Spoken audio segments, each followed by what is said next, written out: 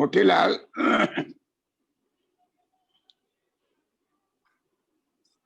प्रभात को बताइए ना कैसे उसको क्या।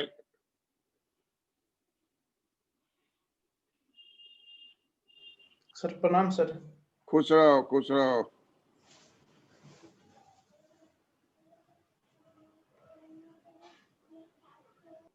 मैसेज किए हैं सर।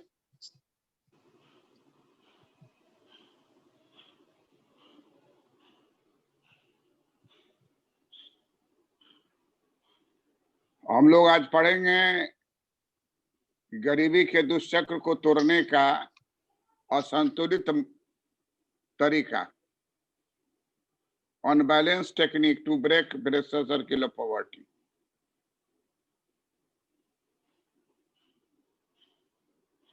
गरीबी के दुष्चक्र को तोड़ने का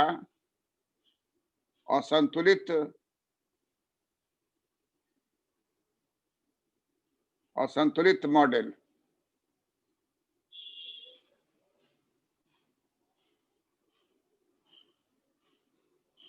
unbalanced model to break vicious circle of poverty.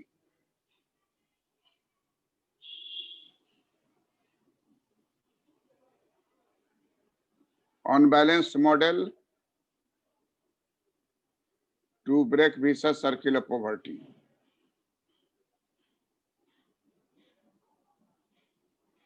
पिछले क्लास में हम लोग रैगनर नर्क्स का बैलेंस मॉडल देखे थे कि हर क्षेत्र में एक साथ पूंजी का सिंक्रोनाइज एप्लीकेशन करने के लिए पूरे पूंजी को छींट देना है सभी में। ये यूएसए जैसे विकसित देश के लिए सही है कि वहां सब क्षेत्र बराबर है, लेकिन अर्धविकसित देश में इसको लागू करना बड़ा ही कठिन है। हर क्षेत्र एक समान है नहीं। तो हर्समन ने अनबैलेंस ग्रोथ टेक्निक को दिया।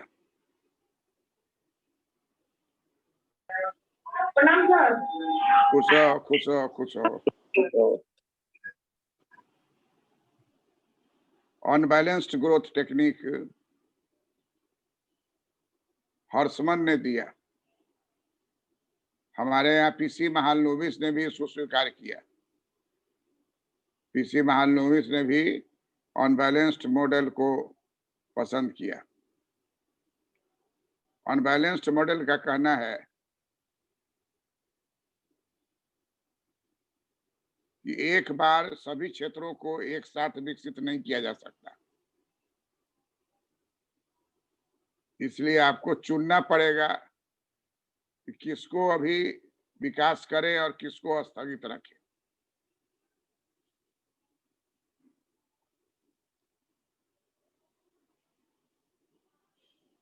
तो उसको स्थगन कहते हैं। एक को स्थगन करना, दूसरे को विकसित करना, फिर दूसरे को रोककर सब्स्टिट्यूशन करना और स्थगन वाले को आरंभ करना और जो हो रहा है उसको रोकना और फिर इसको आगे की ओर बढ़ाना।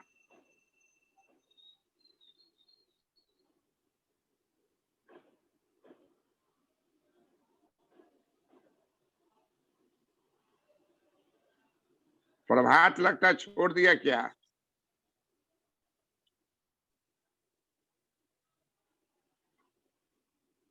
प्रभात did not connect to audio. तो ऑडियो नहीं सर, हाँ सर, वो ऑडियो नहीं कनेक्ट है लेकिन है ग्रुप में। ऑडियो काहे नहीं कनेक्ट उसका हो रहा है? सर वो कर नहीं पा रहे हैं लगता है कनेक्ट। अरे तो बता दो ना कैसे करेगा, बतला दीजिए, नया लड़का है। ठीक सर, रुकिए, उनको फोन कर रहे हैं ग्रुप से नंबर लेकर। प्रभात हेलो। प्रभात, हाँ सर, आ रही है आवाज। ठीक है। आवाज आ रही है तुम्हारी? हाँ जी सर, आ रही है। तुम अपने को इंट्रोड्यूस करो तो, क्या नाम है? प्रभात कुमार रंजन। क्या पढ़े हुए हो? ग्रेजुएशन किए हुए हैं इकोनॉमिक्स ऑनर से। कहाँ से? तिलका मांझी भागलपुर यूनिवर्सिटी से। अच्छा, कौन माध्यम से लिखते हो? हिंदी मीडियम से लिखते हैं। अच्छा, कब किए? हम तो किए थे ग्रेजुएशन 2012 में किए हैं। 2012 में? जी सर। इतना बीच में अवधि में क्या कर रहे थे? तो दे रहे थे, एग्जाम वगैरह दे रहे थे, लेकिन हुआ नहीं कहीं सिलेक्शन। अच्छा, ठीक है। तो अभी आज हम लोग जो पढ़ रहे हैं कि गरीबी के दुष्चक्र को तोड़ने का उपाय। जी। तोड़ने का उपाय जो है, असंतुलित विधि, असंतुलित तकनीकी से कैसे तोड़ा जाएगा। और इसमें है कि वीडियो खोलिए, वीडियो खोलिए, प्रणाम कीजिए सर को, गुरुदेव को प्रणाम कीजिए। प्रणाम सर। ये सब तरीका सीखिए, तब ना सफलता प्राप्त कीजिएगा। जी। तो शुरू में प्रणाम करना है, अंत में प्रणाम करना है। हम लोग आपस में एक दूसरे को देख भी लेंगे। ये जरूरी है कि किसको कौन पढ़ा रहा है। जी। क्योंकि जैसे पढ़ाना शुरू करेंगे तो सब आदमी अंतर ध्यान हो जाएगा। जी। और केवल बोर्ड पर हम अकेले रहते हैं, उस तरफ आप अकेले रहते हैं। जी। तो हम लोग अभी जो बातचीत करेंगे उसमें बताएंगे कि गरीबी जो है, गरीबी का दुष्चक्र है, उस दुष्चक्र को तोड़ने के लिए अनबैलेंस्ड असंतुलित असंतुलित विधि को कैसे लागू किया जाए।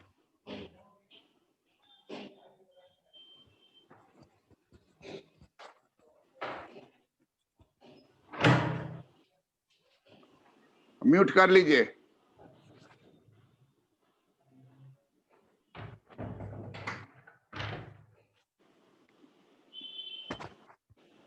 सब आदमी म्यूट कीजिए, म्यूट कीजिए।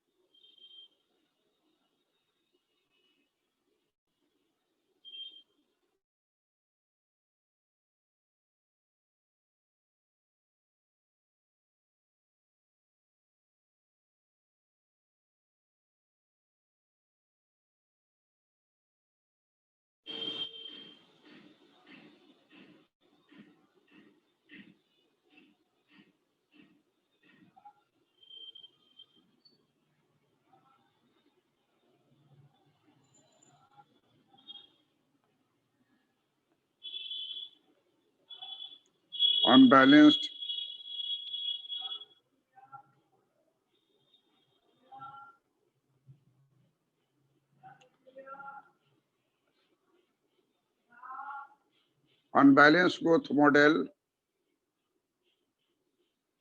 to break the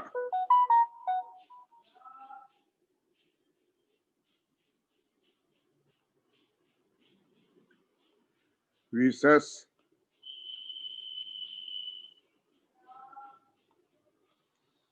circle of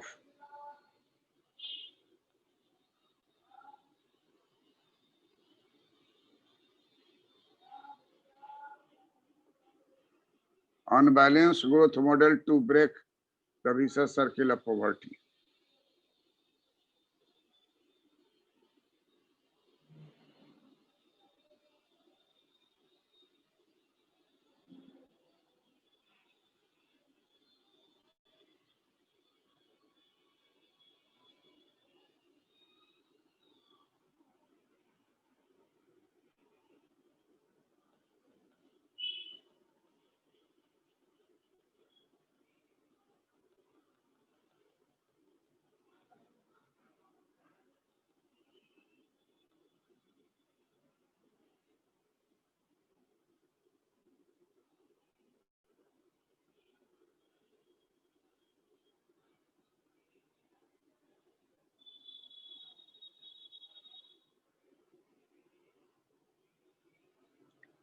गरीबी के दुष्चक्र को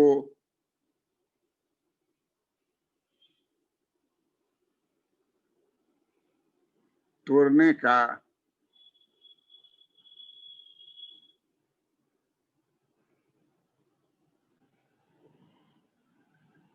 असंतुलित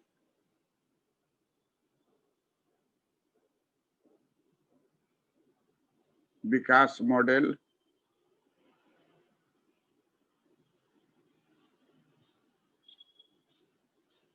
गरीबी के दुष्चक्र को तोड़ने का असंतुलित विकास मॉडल की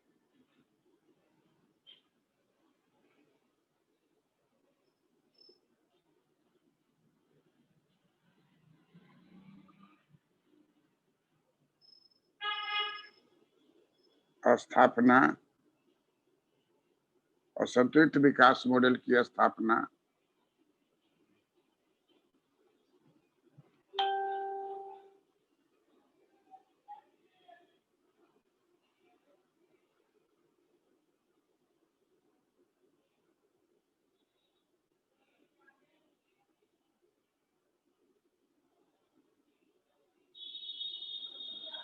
हर्षमन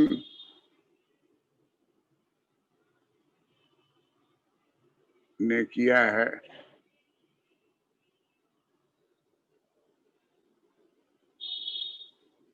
भारत में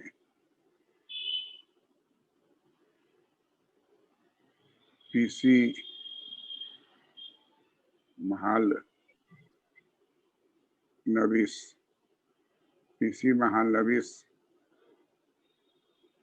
ने इसका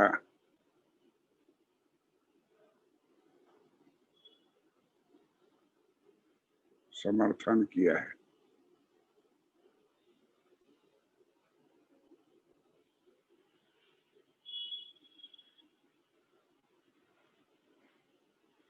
गरीबी के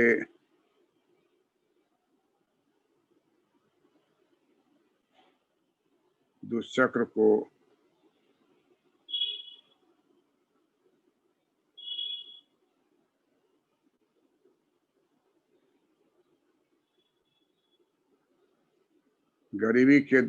को तोड़ने के लिए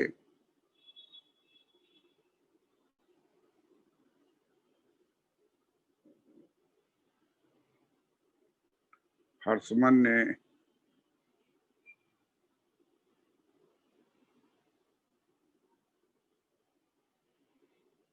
असंतुलित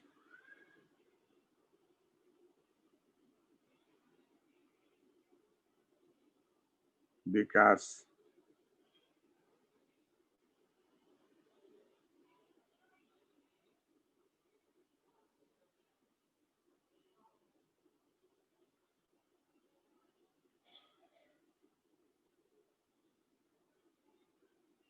को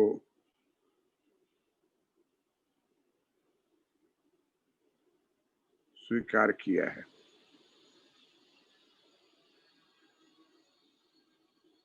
लिख लिए? जी सर। जी सर। प्रभात लिख लिए तुम? लिख लिए। प्रभात? हाँ सर लिख लिए। अच्छा,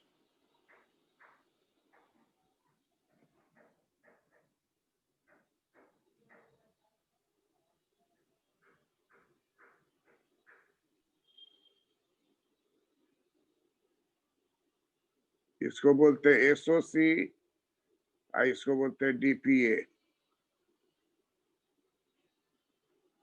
एसओसी का मतलब हो गया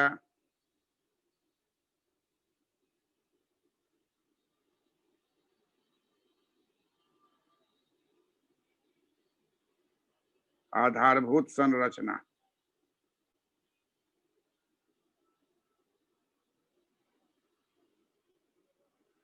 डीपीए का हो गया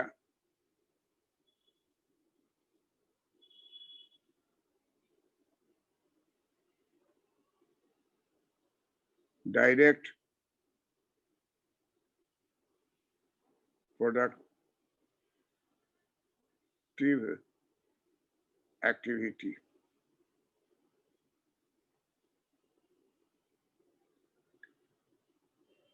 जैसे स्टील उद्योग स्थापित करना,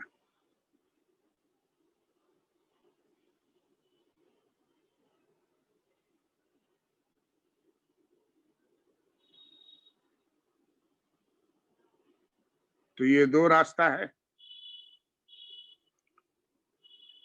कि गरीबी के दुष्चक्र को तोड़ने के लिए या तो स्टील उद्योग या इस तरह का उद्योग को स्थापित किया जाए, या आधारभूत संरचना में जो है सड़क, रेल, बिजली, सिंचाई को लागू किया जाए। तो नर्क्स महोदय कहते हैं कि सबको एक साथ शुरू कीजिए, जिसको कि हम लोग पिछले क्लास में देखे थे कि सब दोनों को एक साथ शुरू कीजिए। हर्षमन कहते हैं कि नहीं, दोनों को एक साथ शुरू मत कीजिए। दोनों को एक साथ शुरू करेंगे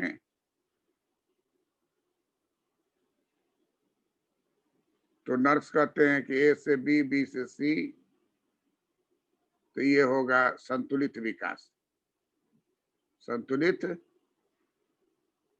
विकास। हर्षमन कहते हैं संतुलित विकास है नर्क्स।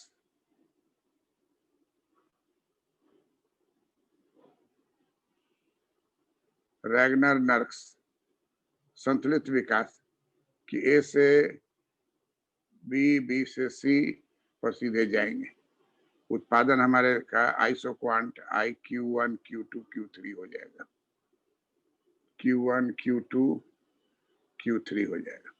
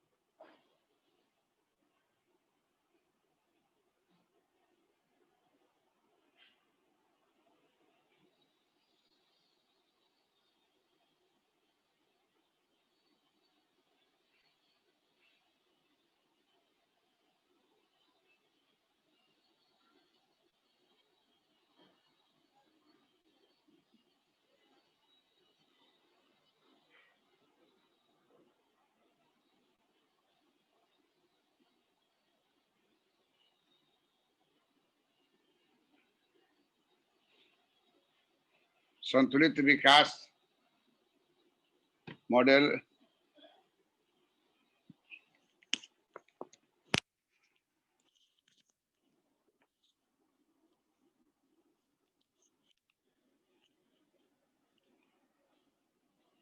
संतुलित विकास मॉडल रैगनर नर्क्स ने दिया। कहा कि दोनों को एक साथ विकसित कीजिए, दोनों को एक साथ विकसित कीजिए। चित्र उतार लिए? जी सर। Yes sir. प्रभात? जी सर, उतार लिए। अब इसी को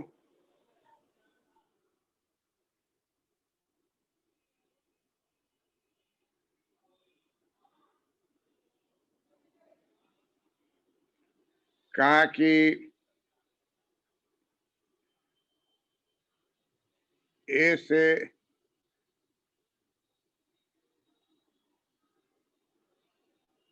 बी पर पहुंचने के लिए संतुलित संतुलित विकास को नहीं अपनाएंगे और संतुलित विकास को अपनाएंगे और डीपीए को स्थिर कर देंगे और एसओसी पर खर्च करेंगे। कहा कि डीपीए को स्थिर रखेंगे। किसने कहा? हर्षमन ने। हर्षमन का कहना है कि असंतुलित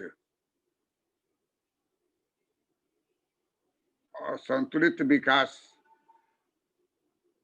करेंगे तो डीपीए को स्थिर रखेंगे। डीपीए को क्या रखेंगे? स्थिर रखेंगे और बढ़ाएंगे किसको? एसओसी को। कहा कि एसओसी को कैसे बढ़ाइएगा? इन्वेस्टमेंट जो है एसओसी पर कीजिए और यहाँ पहुंच जाइए। तो ए से आ गए आप B1 पर। B1 पर आने के बाद फिर आप एसओसी को घटाइए और डीपीए को बढ़ाइए। क्या करेंगे? और सेकेंड स्टेज क्या करेंगे कि अब यहां से इसको बढ़ाएंगे।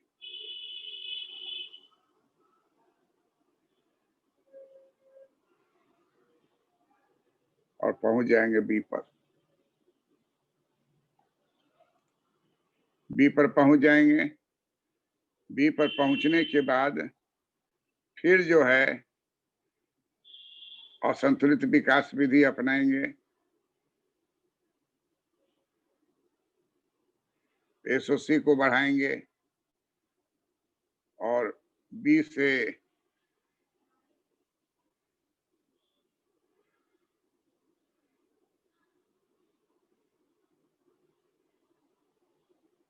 C1 पर आ जाएंगे।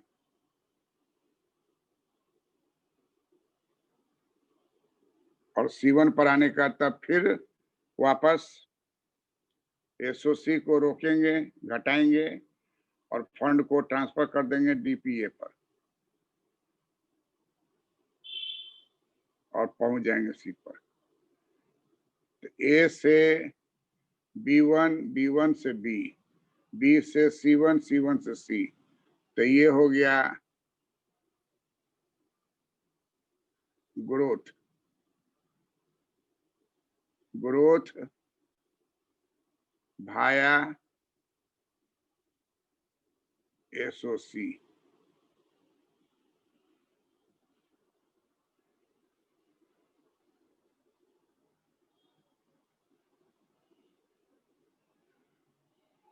आधारभूत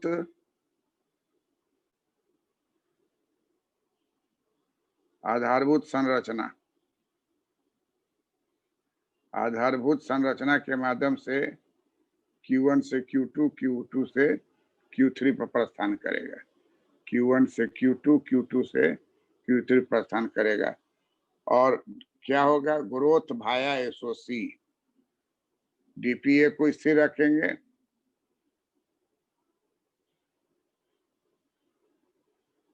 पहले डीपीए को स्थिर रखेंगे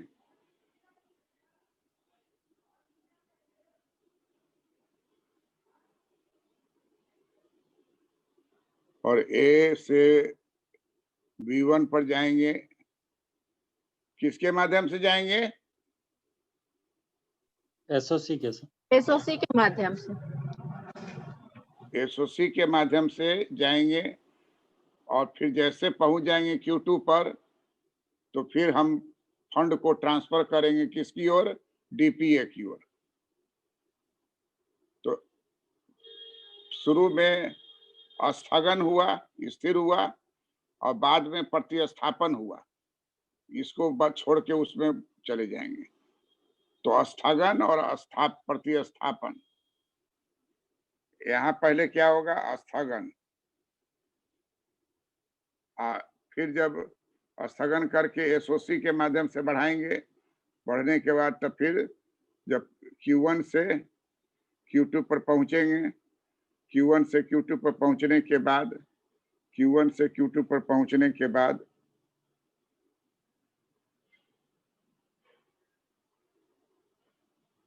प्रतिस्थापन प्रभाव होगा। क्या होगा? प्रतिस्थापन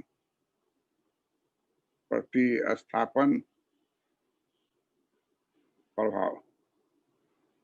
और स्थगन प्रभाव को समाप्त करके प्रतिस्थापन प्रभाव करेंगे और फंड को फिर ट्रांसफर करेंगे, डीपीए को बढ़ाएंगे और इस तरीके से विकास को हम लोग ए से B1 पर, B1 से B से C1 पर, C1 से C, इस माध्यम से हम लोग पहुंचेंगे और इसको बोलेंगे असंतुलित विकास। जो क्या बोलेंगे? असंतुलित विकास। किसके माध्यम से? एसओसी के माध्यम से। तो ग्रोथ हो गया भाया एसओसी। ग्रोथ क्या हो गया? Unbalance growth. अनबैलेंस्ड ग्रोथ है भाया एसओसी। चित उतर गया? जी सर। तुम्हारा प्रभात उतरा? हो गया। तो हम लोग इसको अनबैलेंस किए हैं और चले हैं किसके माध्यम से? आधारभूत संरचना के माध्यम से। ऐसा यूएसएसआर में किया गया।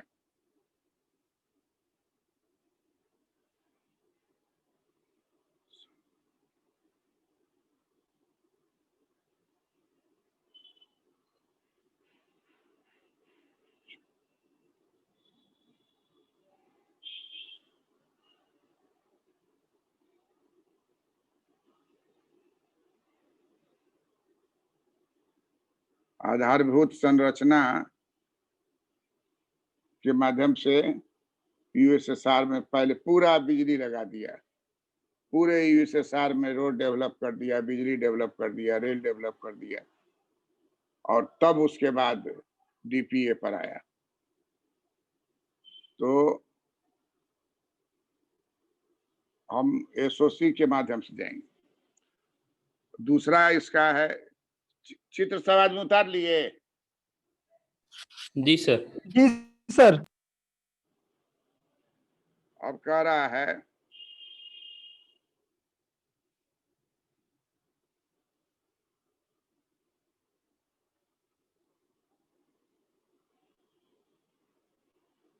Q1, Q2, Q3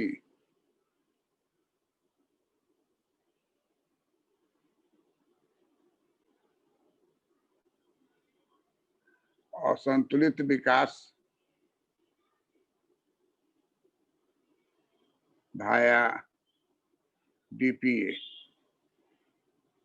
अब डीपीए के माध्यम से करेंगे, अनबैलेंस्ड टेक्निक को अपनाएंगे और एसओसी को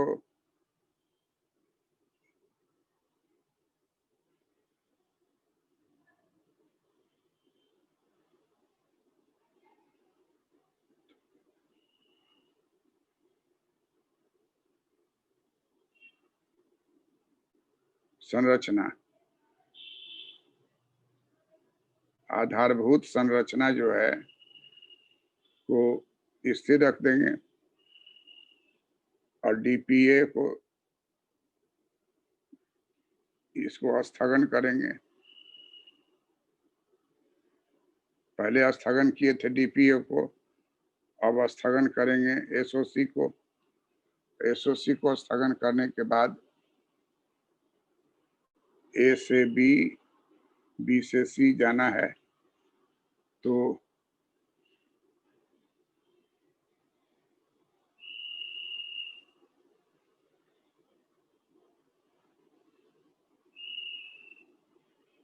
ये रास्ते जाएंगे।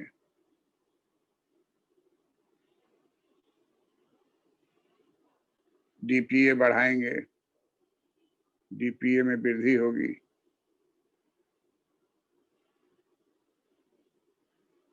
स्टील उद्योग, अन्य उद्योग,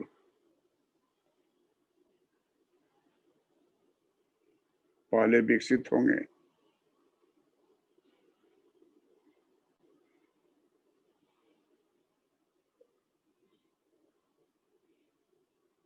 स्टील उद्योग, अन्य उद्योग पहले विकसित होंगे और तब ए से चला जाएगा कहाँ? B2 पर। ए से कहाँ चला जाएगा? B2 पर, मतलब Q1 से चला जाएगा, Q1 से चला जाएगा Q2 पर, Q1 से Q2 पर। जब यहाँ पहुंच जाएगा उसके बाद फिर वो स्थगन वाले को स्टार्ट कर देगा, अब डीपीए को स्थिर करेगा, सब्स्टिट्यूशन करेगा, उसको रोक करके फंड को ट्रांसफर करेगा और सड़क, रेल, बिजली को फिर दुरुस्त करेगा, क्योंकि फैक्ट्री खुल जाने से बिजली की खपत बढ़ जाएगी, सड़क मजबूत चाहिए, रेल चाहिए, तो ये सब संरचना का विकास बाई फोर्स उसको करना पड़ेगा। तो ए से B2 पर चला जाएगा, अब फिर B2 से वापस कहाँ आएगा? B2 से विकास करते हुए कहाँ पहुंचेगा फिर? बी पर आएगा सर। बी पर आएगा सर। तो जो काम संतुलित वाला में होता था कि ए से बी, संतुलित वाला में क्या होता था? संतुलित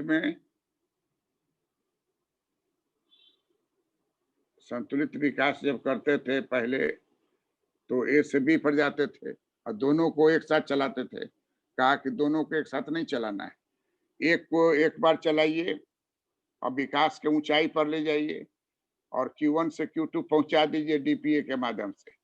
उसके बाद तब फिर आपको बहुत सड़क, रेल, बिजली सबका जरूरत बढ़ जाएगा, तो वहां पर अब स्थगन कीजिए, एसओसी को एक्टिव कर दीजिए और डीपीए को स्थगित कीजिए या डीपीए को सब्स्टिट्यूट कीजिए, फंड को उधर से ट्रांसफर कीजिए और सब्स्टिट्यूशन करके और फंड को ट्रांसफर करके B2 से फिर वापस बी पर आ जाइए। यहाँ आने के बाद फिर जो है वापस अनबैलेंस ग्रोथ टेक्निक को अपनाइए और पहुंच जाइए C2 पर।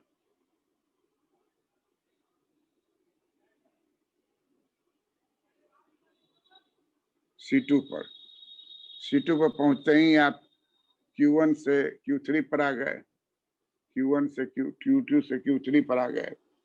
यहाँ आने के बाद मोतीलाल, यहाँ आने के बाद जो है आप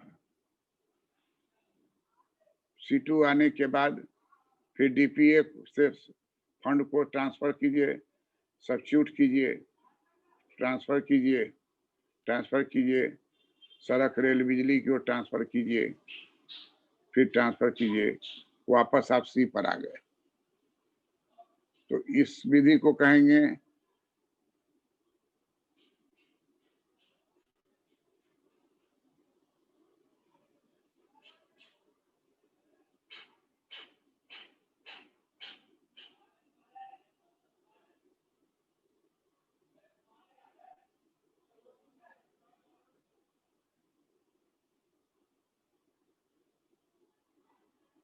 इसको बोलेंगे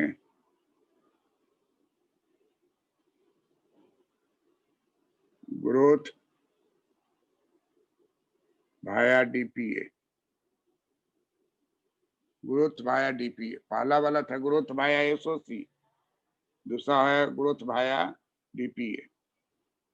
तो इस तरीके से हम लोग पाते हैं कि असंतुलित विकास मॉडल में कहता है कि एक बार आप डीपीए को स्थिर रख करके और एसओसी को बढ़ाइए और उससे बढ़ाकर आप Q1 से Q2, Q2 से Q3 पर जाइए, तो यह विकास आपका होगा। दूसरा है कि एसओसी को स्थगन कीजिए और डीपीए को बढ़ाइए और डीपीए को बढ़ा के आप ले जाइए। तो इस तरीके से हम लोग देखें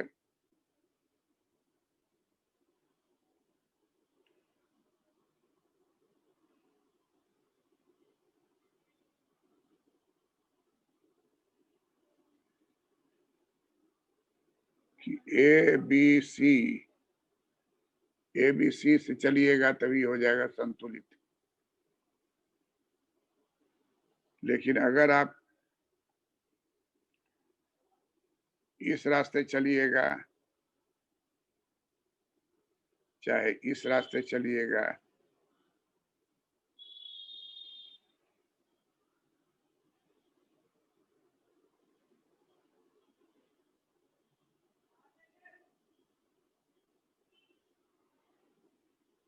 तो भी आप वहीं पहुंचेंगे। लेकिन इस विधि को कहेंगे असंतुलित विधि। असंतुलित विधि।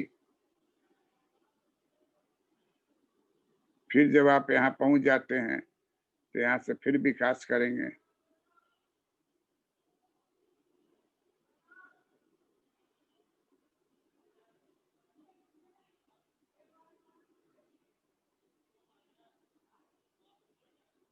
यहाँ से फिर विकास करेंगे, यहाँ लाएंगे। यहाँ आने के बाद इधर वाले में भी स्थगन शुरू होगा, इधर आने में स्थगन शुरू।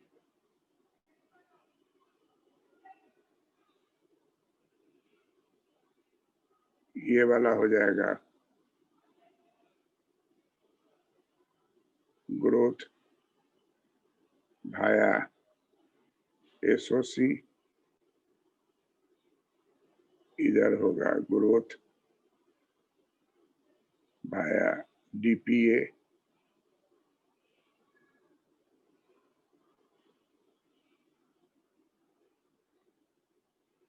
एसओसी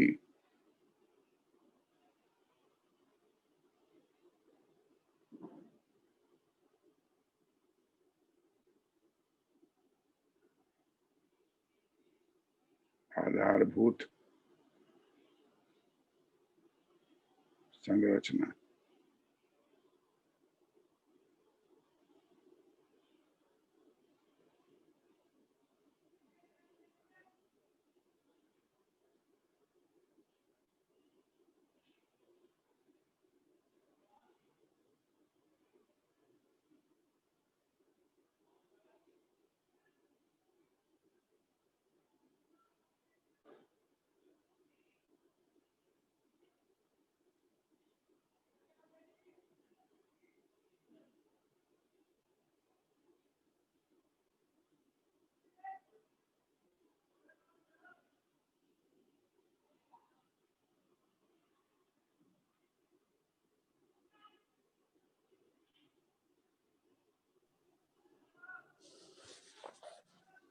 और संतुलित मॉडल इसको कहेंगे,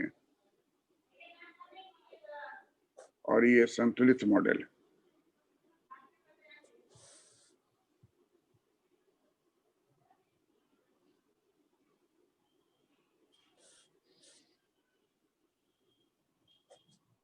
इस प्रकार हम लोग इस निष्कर्ष पर पहुंचते हैं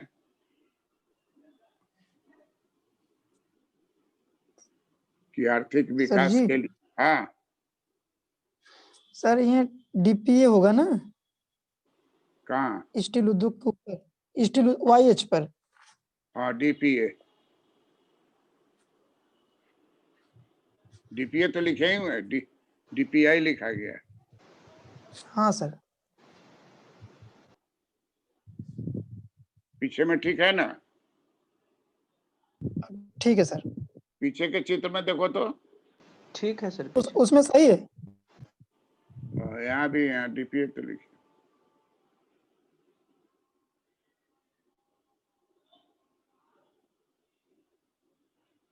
चित्र उतर गया?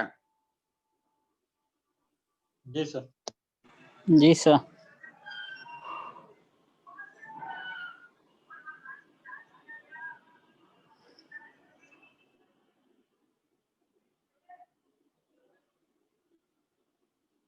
तो हम लोग इस निष्कर्ष पर पहुंच गए कि विकास का जो रास्ता है वो रास्ता हम चलेंगे तो दो रास्ता है, एक है संतुलित विकास मार्ग, एक है असंतुलित विकास मार्ग। दोनों में हम पहुंचेंगे Q1 से Q2, Q1 से Q2, Q2 से Q3। उत्पादन कर्व आइसोक्वांट हमारा ऊपर की ओर बढ़ता चला जाएगा, जो हमारे आर्थिक विकास को दर्शाता है।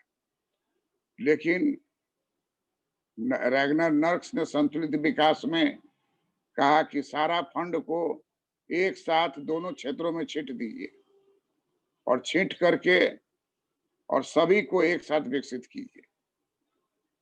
कृषि, उद्योग, सर्विसेज, सेवा सब एक साथ विकसित कर दीजिए।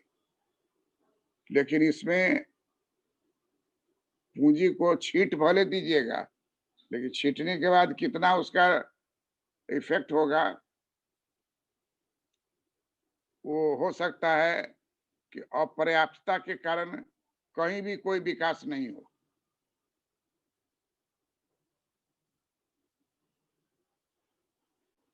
सारा फंड छिटा गया, कहीं कुछ नहीं हुआ। इसलिए कहता है, वीडियो ओपन कीजिए सब आदमी। इसलिए कहता है कि हर हालत में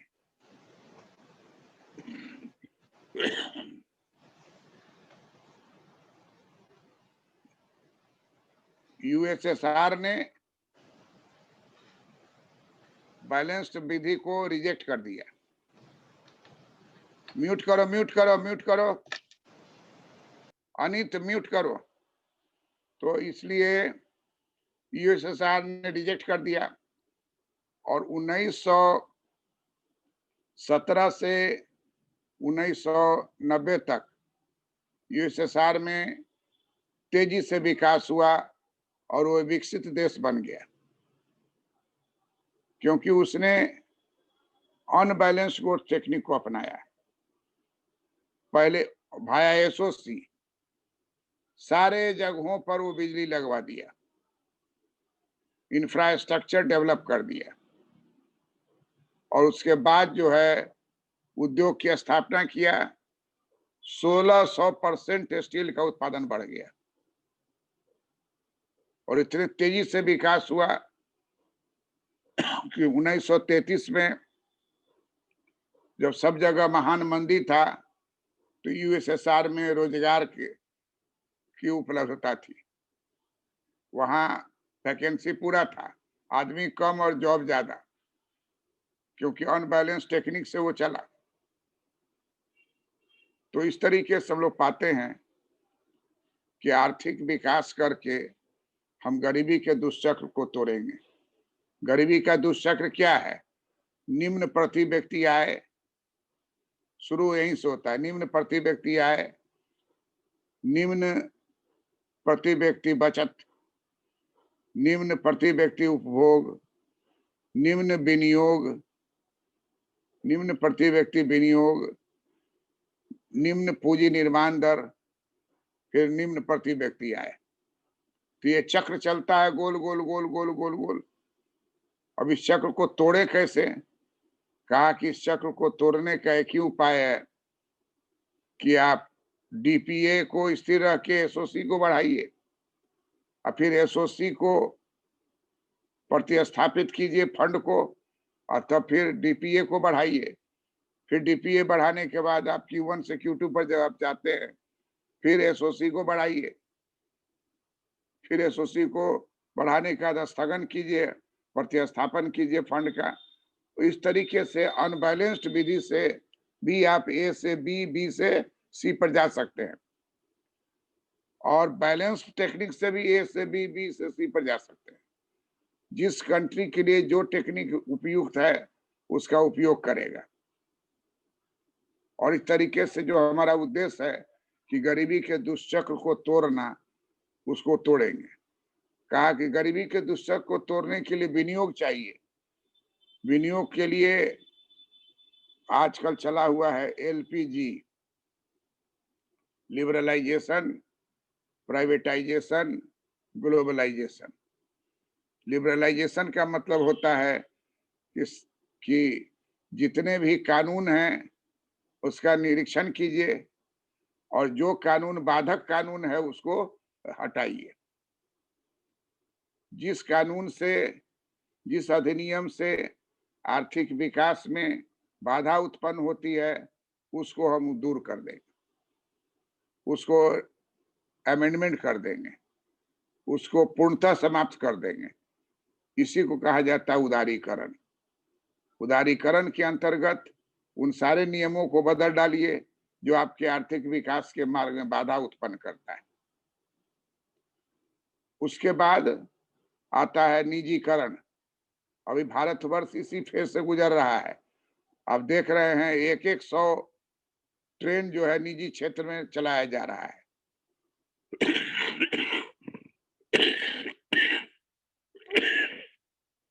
सार्वजनिक क्षेत्र में ट्रेन है, लेकिन नया 100 ट्रेन कहाँ चला रहा है? निजी क्षेत्र में। धीरे धीरे धीरे धीरे धीरे धीरे परिवर्तन करेगा।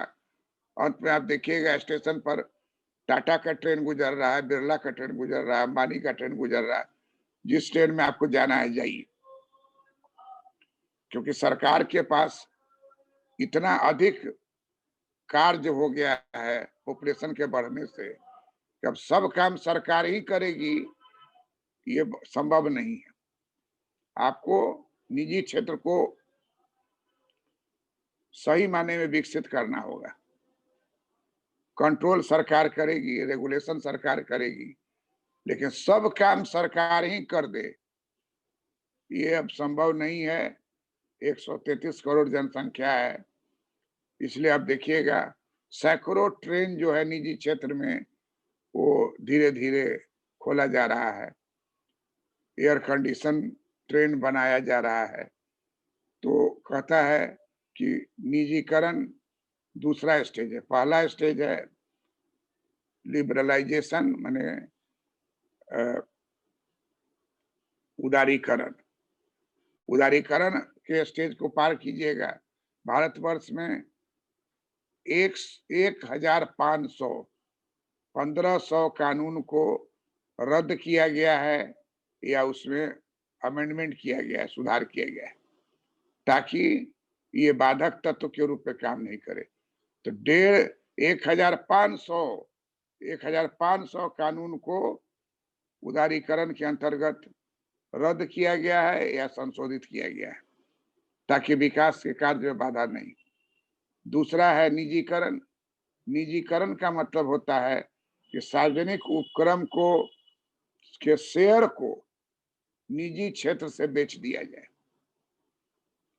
हम लोग सभी जानते हैं कि शेयर 100% होता है तो वो नेशनलाइज इंडस्ट्री है, लेकिन अब देखिए जितना भी वाणिज्य बैंक है, 20 वाणिज्य बैंक नेशनलाइज है, वो सारे वाणिज्य बैंक का 47%, 45% शेयर निजी क्षेत्र में बेच दिया गया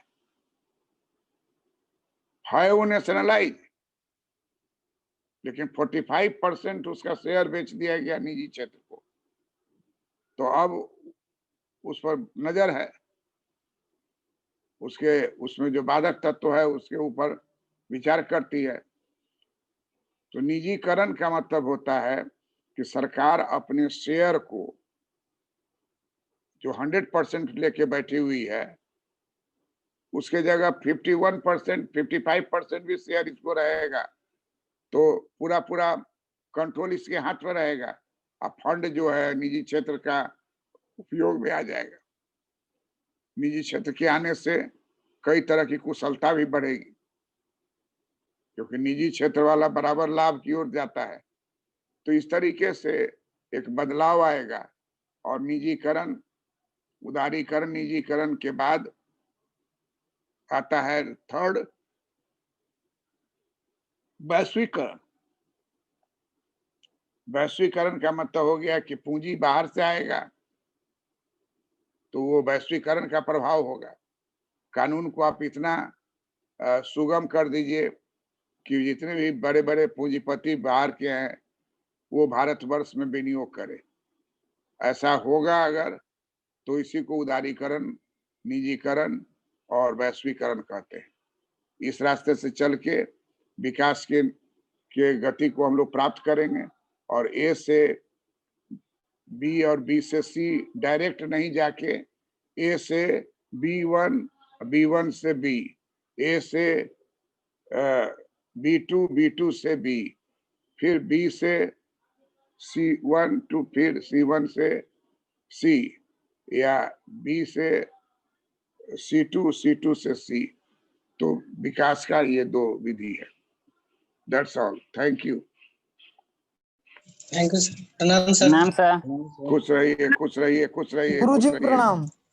प्रणाम का बड़ा भारी महत्व है हमारे Yes, यहाँ। प्रणाम का बहुत ज्यादा महत्व है